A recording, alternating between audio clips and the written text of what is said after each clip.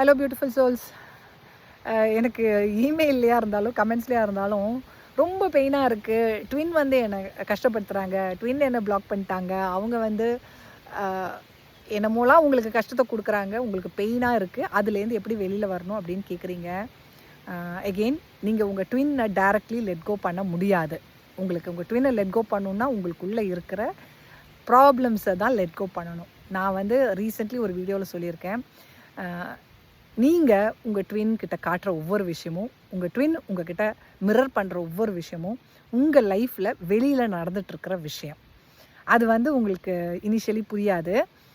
ஒரு எக்ஸாம்பிளாக நான் சொல்லணும் அப்படின்னா, உங்கள் ட்வின் வந்து உங்களுக்கு இம்பார்ட்டன்ஸ் கொடுக்காம உங்களை வந்து உதாசீனப்படுத்துகிறாங்க அப்படின்னா, உங்கள் லைஃப்பில் அதே மாதிரி ஒரு பர்சன் இருப்பாங்க, உதாசீனப்படுத்துகிற ஒரு பர்சன் இருப்பாங்க. அந்த பர்சனுக்கு நீங்கள் அவ்வளோ இம்பார்ட்டன்ஸ் கொடுத்துட்டு உங்களுக்கு இம்பார்ட்டன்ஸ் கொடுக்காம உங்கள் லைஃப்பை பார்க்காம அதையே பார்த்துட்ருப்பீங்க. Because of your conditions. அவங்க உங்களோட லைஃப்பில் இந்த உலகம் வச்சுருக்கிற ஒரு பியூட்டிஃபுல் ரிலேஷன்ஷிப்பாக இருக்கலாம், குழந்தைங்களாக இருக்கலாம், அம்மா அப்பாவாக இருக்கலாம், இல்லை உங்களோட பார்ட்னராக இருக்கலாம். ஸோ இதையெல்லாம் விட்டு கொடுக்கணுன்னா உள்ள ஐயோ அது எப்படி நான் பண்ணுவேன், நான் எப்படி அந்த பர்சனை லெட் கோ பண்ண முடியும் அப்படின்னு. நான் திரும்ப சொல்கிறேன், லெட் கோ பண்ணுறது அப்படின்னா அவங்கள எதுவுமே பார்த்துக்காதீங்க, அவங்களுக்கு எதுவுமே பண்ணாதீங்க, அவங்க மேலே அன்பே காட்டாதீங்கன்னு கிடையாது. அன்பெல்லாம் உங்கள் மனசில் இருக்கட்டும், காட்ட வேண்டிய அளவுக்கு காட்டுங்க, கொடுக்க வேண்டிய அளவுக்கு அவங்களுக்கு பண்ண வேண்டிய விஷயங்களை பண்ணுங்கள். அதுக்கு மேலே ஓவர் கிவிங் பண்ணாதீங்க. மெயினாக அவங்களுக்குள்ளே இருக்கிற டாக்ஸிசிட்டியை புரிஞ்சுக்கிட்டு, ஏன் குழந்தைங்க, என்னோடய பார்ட்னர், என்னோடய பேரண்ட்ஸ் எவ்வளோ டாக்ஸிக்காக இருந்தாலும் பரவாயில்ல, அது என்னோடய தலைவிதி, நான் வந்து அதை ஏற்றுக்கிட்டு அப்படியே வாழ்ந்து தான் ஆகணும் அப்படின்னு நினச்சிங்கன்னா பெயினில் போயிட்டே இருப்பீங்க. வேறு வழியே கிடையாது உங்களுக்கு. ஆனால் யாரோட டாக்ஸிசிட்டியும் நீங்கள் அனுபவிக்க வேண்டிய அவசியம் கிடையாது. கர்மா முடியணும்னா நீங்கள் தான் டிசைட் பண்ணணும். அந்த கார்மிக் ரிலேஷன்ஷிப் உங்களுக்கு வந்திருக்கு, ஆனால் அதை வந்து அது கார்மிக்னு தெரிஞ்சும் விட்டு கொடுக்க முடியல. ஏன்னா பயம். நான் வந்து இப்போது என்னோடய அப்பா அம்மா என்கிட்ட டாக்ஸிக்காக பிஹேவ் பண்ணுறாங்கன்னு வச்சுக்கோங்களேன், அவங்க கூட தங்கிட்டு இருக்கோன்னே வச்சுக்கோங்க. ஆனால் அவங்களோட வார்த்தைகளுக்கு இம்பார்ட்டன்ஸ் கொடுத்து அவங்க சொல்கிறதையெல்லாம் கேட்டுக்கிட்டு அது கஷ்டமாக இருக்குது, ஆனாலும் அதை கேட்டு அதையே பண்ணிகிட்ருக்கணும் அப்படின்னு நம்ம நினைக்கிறோம். எப்போ நீங்கள் உங்கள் எனர்ஜியை மாற்றுறீங்களோ ஸ்ட்ராங்காக, இனிமேல் நீங்கள் சொல்கிறத நான் கேட்க மாட்டேன், ஆனால் நான் டிசைட் பண்ணுவேன், என் லைஃப்பை எனக்கு டிசைட் பண்ணுறதுக்கு உண்டான அதிகாரம் இருக்குது அப்படின்னு உங்கள் மனசுக்குள்ளே நீங்கள் கேரி பண்ணாதான் அவங்களால உங்ககிட்ட ரீச் பண்ணாமல் இருக்க முடியும்.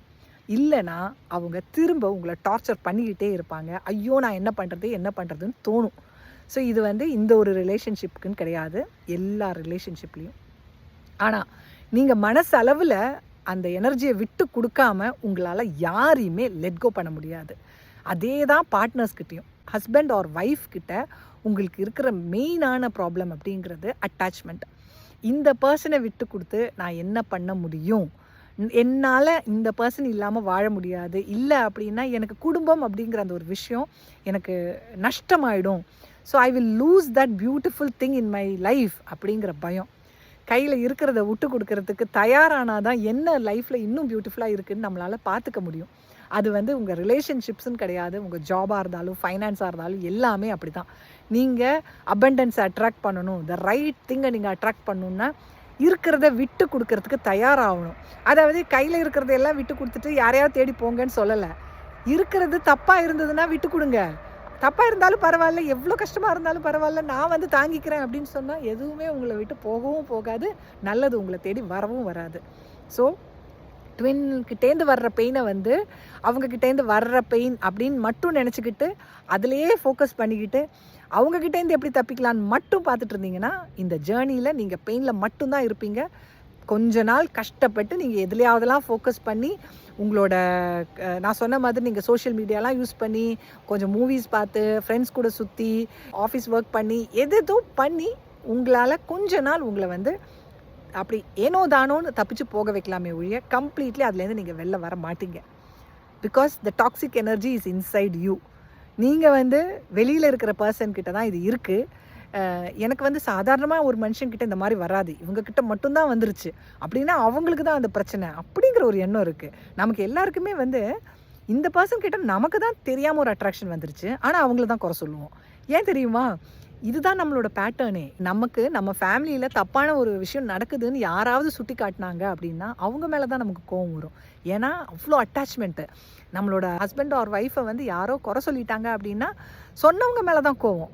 அது ஆக்சுவலி நடந்ததா இல்லையான்னு கூட நம்ம யோசிக்க மாட்டோம். ஏன்னா அவ்வளோ அட்டாச்மெண்ட்ஸு. இது வந்து அட்டாச்மெண்ட்ஸு நிறைய இருக்கிறவங்களுக்கு மட்டும்தான் பொருந்தும். நீங்கள் தான் டாக்ஸிக்கான பர்சனாக இருந்தீங்கன்னா நான் சொல்கிறதெல்லாம் உங்களுக்கு பொருந்தாது. உடனே வந்து உங்கள் டாக்ஸிசிட்டியை காமிச்சு உங்கள் லைஃப்பில் நல்லா இருக்கிறவங்களெல்லாம் விட்டு கொடுத்துறாதீங்க. So you have to know that rightly. என்னோடய மெசேஜ் வந்து கரெக்டான பீப்புளுக்கு போய் சேரும் அப்படின்னு நான் நம்புகிறேன். டாக்ஸிக்கான பீப்புள் யாரும் இதை வந்து பார்க்க மாட்டீங்க அப்படின்னு நான் நம்புகிறேன். ஏன்னா sometimes I don't give that intention. மறந்துடுவேன். நான் பாட்டுக்கும் இன்டென்ஷன் கொடுக்காம நான் பாட்டுக்கும் வீடியோ போடும்போது இதை யார் பார்க்குறாங்கன்னு எனக்கு தெரியாது. So I have to be sure that அந்த இன்டென்ஷன் கரெக்டாக வைக்கணும். So that right people will come to my video அப்படிங்கிறது. ஸோ உங்களுக்குள்ளே இருக்கிற டாக்ஸிசிட்டி அப்படிங்கிறது உங்கள் ட்வின் கிட்ட இருக்கிற விஷயம் கிடையாது. ஸோ நீங்கள் அதை கிளியர் பண்ணாமல் உங்களுக்கு ஒரு வழியும் கிடையாது. நான் திரும்ப சொல்கிறேன், வழியே கிடையாது. So don't think that this person is a problem in my life. உங்கள் லைஃப்பில் யாருமே ப்ராப்ளம் கிடையாதுங்க. நீங்கள் உங்கள் மனசு, உங்களோட மைண்டு, அதுதான் ப்ராப்ளம். உங்கள் ஈகோ, அதே மாதிரி உங்களோட ஓவர் கிவிங், அந்த இலகின மனசு, அந்த எம்பத்தைஸ் பண்ணி அவங்களுக்காக ஸ்டாண்ட் எடுக்கிற ஒரு மனசு வேண்டாங்க. நான் வந்து என்னோடய பொண்ணுக்கிட்டேருந்து கற்றுக்கிட்ட ஒரு சின்ன விஷயம். என்னோடய சின்ன பொண்ணு வந்து கேக் பண்ணும்போது அவள் எப்போதுமே அவளுக்கு பண்ணணும்னு தோணுச்சுன்னா அந்த கப் கேக் பண்ணி அவள் மட்டும் சாப்பிடுவாள். ஸோ அவள் அக்கா வந்து கேக் எனக்கும் பண்ணு அப்படின்னு சொல்லி கேட்டிருக்கா. அதை பற்றி என்கிட்ட சொன்னான். நான் சொன்னேன், நீ உனக்கு மட்டும்தான் கேக் பண்ணிப்பியா, அவளுக்கு பண்ண மாட்டியா? அவள் சொன்னால், 2 பேருக்கு பண்ணணுன்னா எவ்வளோ கஷ்டம் தெரியுமாம்மா, நான் மட்டும்தான் பண்ணிப்பேன், கேட்டாங்கன்னா செஞ்சு கொடுப்பேன், எனக்கு ரொம்ப நல்ல மூட் இருந்தால் மட்டும் நான் அவங்களுக்கும் செஞ்சு கொடுப்பேன் அப்படின்னா. நான் ஃபஸ்ட்டு வந்து அட பாவி இப்படியா திங்க் பண்ணுறது அப்படின்னு யோசித்தேன். ஆனால் ஒரு செகண்டு அதை ரியலைஸ் பண்ணதுக்கப்புறம் நான் அவள்கிட்ட சொன்னேன், I have learn something from you தெரியுமா. உன்னோட சொந்த அக்காவாக இருந்தாலும் அவள் கேட்கும்போது நீ கொடுத்தீன்னா அவள் மனசில் நான் கேட்டதும் அவள் எனக்காக செஞ்சு கொடுத்தா அப்படிங்கிற ஃபீலிங் அவளுக்கு இருக்கும். ஆனால் நீ எப்போ பண்ணாலும் அவளுக்கு கொண்டு போய் கொடுத்துருந்தீன்னா நீ வந்து ஒரு எஃபர்ட் போட்டு அவளுக்காக கொடுத்தியே அப்படிங்கிற அந்த எண்ணம் அவளுக்கு இருக்காது அப்படின்னு எனக்கு வந்து அவள்கிட்ட நான் சொல்லிவிட்டு எனக்கே அது ஒரு பியூட்டிஃபுல்லான லெசனாக இருந்தது அப்படின்னு நான் யோசித்தேன். இதில் தப்பு கிடையாது, மற்றவங்களுக்கும் சேர்த்து பண்ணுறதுனால தப்பு கிடையாது. ஆனால் மெதுவாக என்ன ஆகும் அப்படின்னா, இது ஒரு எக்ஸாம்பிளாக சொல்கிறேன். Every time you make cake அந்த பர்சன் எதிர்பார்ப்பாங்க நீங்கள் கொடுப்பீங்கன்னு. ஒரு வாட்டி நீங்கள் பண்ணலை, உங்களுக்கு வந்து சோம்பேறித்தனமாக இருக்குது, எனக்கு மட்டும் நான் பண்ணிக்கணும்னு தோணுதுன்ட்டு பண்ணீங்க அப்படின்னா அன்னைக்கு சண்டை வரும். நீங்கள் அவங்கள கன்சிடர் பண்ணலன்னு ஒன்று நேரடியாக சண்டை போடுவாங்க, இல்லை மனசுக்குள்ளே இது ஹிட் ஆகும். ஓ அப்போ எனக்கு மட்டும் பண்ணாமல் அவங்க பாட்டுக்கும் அவங்க லைஃப்பில் ஃபோக்கஸ் பண்ணுறாங்க அப்படிங்கிறது. ஸோ அங்கேருந்து பிரச்சனைகள் ஆரம்பிக்கும். நீங்கள் இத்தனை நாள் சும்மா செஞ்சீங்க அப்படிங்கிறது அங்கே ஞாபகத்தில் வராது. ஆனால் ஒரு நாள் பண்ணலைன்னா அங்கே விரிசல் வர ஆரம்பிக்கும், பிரச்சனைகள் வர ஆரம்பிக்கும். அதுக்கப்புறம் அந்த ரிலேஷன்ஷிப்பில் ப்ராப்ளம்ஸ் ஸ்டார்ட் ஆகும். ஸோ எதையுமே வந்து கேட்காம செஞ்சீங்க அப்படின்னா you are bound to do that. மெதுவாக அப்படி ஆகிடும், அது உங்களோட கடமை அப்படின்னு ஆகிடும். ஸோ ஒரு ஃபேமிலியாக இருந்தாலும், உங்களோட பேரண்ட்ஸாக இருந்தாலும், குழந்தைங்களாக இருந்தாலும், சிப்ளிங்ஸாக இருந்தாலும், பார்ட்னராக இருந்தாலும், அவங்க வேணும் அப்படின்னு கேட்கும்போது செஞ்சு கொடுங்க. தேவையில்லாமல் உங்கள் அன்பை கொண்டு போய் கொட்டாதீங்க. அதுக்காக நான் வந்து உங்கள் ஃபேமிலியில் யாருக்குமே நீங்கள் எதுவுமே பண்ணி கொடுக்காதீங்க, அவங்க கேட்டால் மட்டும் செஞ்சு கொடுங்க அப்படின்னு சொல்லலை. நான் என்ன சொல்கிறேன் அப்படின்னா, த ரைட் பீப்புளுக்கு ரைட் திங்கை ரைட்டான டைமில் பண்ணுங்கள். And whenever you don't carry any energy. அதாவது இதெல்லாம் நான் பண்ணி கொடுத்தா அவங்களுக்கு சந்தோஷமாக இருக்கும் அப்படின்னு நினச்சி பண்ணாதீங்க. ஏன்னா நான்லாம் பண்ணும்போது அந்த மாதிரி ஒரு எண்ணத்தில் தான் பண்ணுவேன். ஸோ அதனால் என்ன ஆகும் அப்படின்னா, அங்கே ஒரு சின்ன எக்ஸ்பெக்டேஷன் உள்ளே இருக்கும், நம்மளை தெரியாமல் வர்ற ஒரு விஷயம்.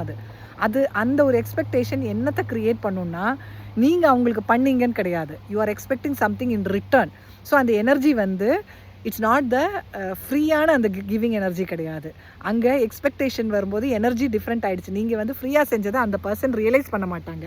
ஸோ உங்கள் ஃபேமிலியாக இருந்தாலும் நீங்கள் எனர்ஜியை கரெக்டாக வச்சுக்கிட்டு அவங்களுக்கு செஞ்சீங்கன்னா அந்த நன்றி அப்படிங்கிறத அவங்க ஆட்டோமேட்டிக்லி ஃபீல் பண்ணுவாங்க. ஆனால் நம்ம வந்து அந்த அன்பு மட்டும் இல்லாமல் எக்ஸ்பெக்டேஷனோடு நம்ம பண்ணும்போது அந்த எக்ஸ்பெக்டேஷன் எனர்ஜி வந்து அவங்களுக்கு ஒரு ஃப்ரிக்ஷனை க்ரியேட் பண்ணும். அந்த எனர்ஜி டிஃப்ரெண்ட்டாக ஒர்க் பண்ணுங்க. உண்மையாக சொல்கிறேன், லைஃப்பில் நீங்கள் வந்து இதை ப்ராக்டிஸ் பண்ணி பாருங்கள். யாருக்கு என்ன செஞ்சாலும் எந்த எதிர்பார்ப்பும் இல்லாமல் உங்கள் சந்தோஷத்துக்காக மட்டும் செய்யுங்க, இல்லைன்னா செய்யாதீங்க. கொஞ்சமாவது இதை சாப்பிட்டுட்டு நல்லா இருக்குன்னு அவங்க சொல்லணும்னு ஒரு எண்ணம் உங்களுக்குள்ளே இருக்குது அப்படின்னா ப்ளீஸ் அதை பண்ணாதீங்க. அதை பண்ணிங்கன்னா அது வந்து அந்த யாருக்கு நீங்கள் செஞ்சீங்களோ அவங்களுக்கு நீங்கள் செஞ்ச அந்த அன்பு ஃபீல் ஆகாது, உங்களோட எக்ஸ்பெக்டேஷன் மட்டும்தான் ஃபீல் ஆகும். ஸோ அந்த அன்பு டேக்கன் ஃபார் கிராண்டடாக மாறிடும். ஐ திங்க் என்னோடய வீடியோ புரிஞ்சிருக்குன்னு நினைக்கிறேன். So check where you are doing things wrong. உங்கள் லைஃப்பில் எங்கே தப்பாக விஷயங்கள் பண்ணுறீங்கன்னு பாருங்கள், அதை கிளியர் பண்ணுங்கள். அப்போ தான் உங்களால் உங்கள் ட்வின்னை லெட் கோ பண்ண முடியும். ஆக்சுவலி உங்கள் ட்வின் அப்படிங்கிற பர்சன் உங்களுக்கு எப்படி தோணுது அப்படின்னா, அது ஒரு பர்சன், அந்த பர்சன் மேலே இருக்கிற அன்பை லெட் கோ பண்ண முடியல அப்படின்னு. அப்படி கிடையாது. நீங்கள் அந்த ட்வின்னை லெட் கோ பண்ணணும் அப்படின்னா அர்த்தம் என்ன அப்படின்னா, நீங்கள் உங்களை பார்க்கணும். நீங்கள் உங்களை பார்க்கணும் அப்படின்னா உங்கள் லைஃப்பில் வெளியில் இருக்கிற அத்தனை விஷயத்தையும் எங்கெல்லாம் அட்டாச்மெண்ட், எதிர்பார்ப்பு, அந்த தேவையில்லாத ஒரு இமோஷனல் பேர்டனோடு இருக்கீங்களோ அந்த இடத்துலேருந்து எல்லாம் உங்களை புல் பண்ணி உங்களுக்குள்ளே வரணும். நீங்கள் அப்படி உங்களுக்குள்ளே வந்தீங்கன்னா தானாக உங்கள் ட்வின்கிட்டேருந்து ஒரு விஷயமா ரிலீஸ் ஆக ஆரம்பிக்கும். That is how this journey is. அது வந்து உங்களுக்கு ஸ்டார்டிங்கில் புரியாது. அதுக்கு தான் நம்ம ஸ்டார்டிங்கில் இன்னர் சைல்டு ஹீலிங் பண்ண சொல்கிறோம். ஏன்னா ரொம்ப பாதர்டாக இருக்கும்போது எங்கே பிரச்சனை என்ன பிரச்சனைனே தெரியாது. ஸோ இன்னர் சைல்டு ஹீல் பண்ணிங்கன்னா ஸ்லோலி நீங்கள் எல்லா இடத்துலையுமே கரெக்டான பிஹேவியரை காட்ட ஆரம்பிப்பீங்க. நான் வந்து இந்த ஜேர்னியோட ஸ்டார்டிங்கில் என்ன பண்ணுறேன்னு தெரியாமல் தான் நிறைய விஷயங்கள் பண்ணியிருக்கேன்னு இப்போ புரியுது. ஏன்னா நிறைய டைமில் நானும் ஸ்டார்டிங்கில் என் ட்வின்கிட்டேருந்து எப்படியாவது லெட் கோ பண்ணி இந்த பெயின்லேருந்து வெளில வந்து எனக்கு சந்தோஷத்தை கொண்டு வரணும் அப்படின்னு தான் நினச்சேன். ஆனால் என் ட்வின்னே பெயினோட ரீசன் கிடையாது. என் ட்வின்கிட்டேருந்து கிடையாது நான் லெட் கோ பண்ண வேண்டியது அப்படிங்கிறத நான் இப்போ தான் புரிஞ்சுக்கிட்டேன். ஏன்னா அவங்கக்கிட்டேருந்து நான் வந்து ஆட்டோமேட்டிக்லி லெட் கோ ஆகிடுவேன். அவங்கள வந்து ஃபோக்கஸ் பண்ணாமல் என்னோடய லைஃப்பில் ஃபோக்கஸ் பண்ணி என்னோடய லைஃப்பில் இருக்கிற பிரச்சனைகளில் ஃபோக்கஸ் பண்ணேன்னா அங்கேருந்து தானாக ரிலீஸ் ஆகிடும். அது ஆனால் அப்போ தெரியாது. இப்போ தான் புரியுது அது எப்படி ரிலீஸ் ஆச்சு அப்படிங்கிறது. So focusing on your twin is not going to give anything. அவங்கள பார்த்துக்கிட்டு சும்மா அழுதுகிட்டே இருக்கலாம், சேஸ் பண்ணிக்கிட்டே இருக்கலாம். முதல்ல உங்கள் ட்வின் அப்படிங்கிற அந்த ஒரு பர்சனை ரெண்டாவது ஒரு பர்சனாக பார்த்து அவங்கள வந்து குறை சொல்கிறத விட்டுட்டு உங்கள் லைஃப்பில் கான்சன்ட்ரேட் பண்ண ஆரம்பிச்சிங்கன்னா தான் இந்த ஜேர்னி உங்களுக்கு நிம்மதியை கொடுக்கும். So come out of your ego. Okay dears, take care, bye.